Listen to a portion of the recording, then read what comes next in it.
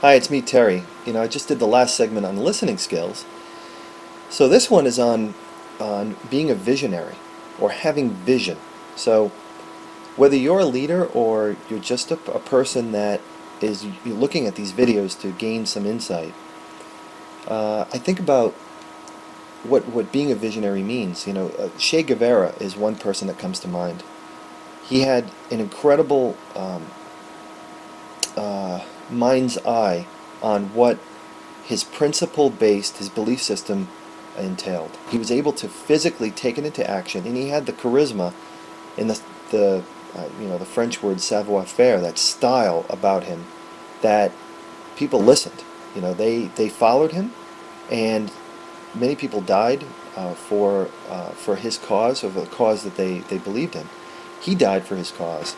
I'm using him as an example.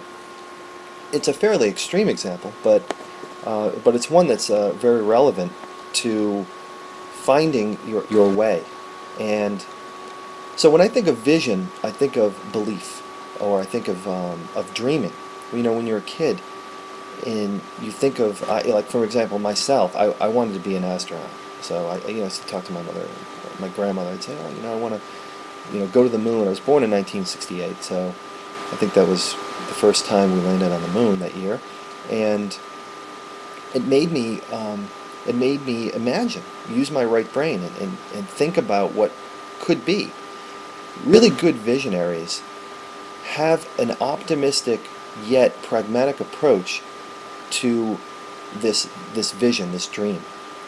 So what I'm intending to do is to help you get back to dreams, but align that with behaviors and actions and listening skills, communication skills, actions that are going to facilitate the direction that you intend to go. So we have to be clear, and there's going to be a lot of bumpy, rocky experiences that will that may thwart your vision.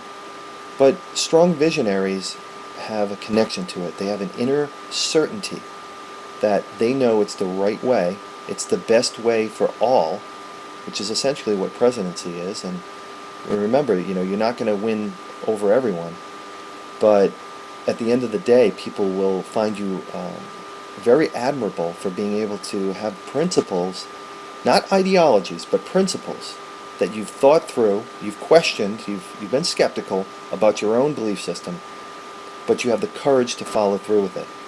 So if you're an athlete, you're a leader, you're a person just looking to gain some insight and confidence, I hope you can have some good takeaways from this information.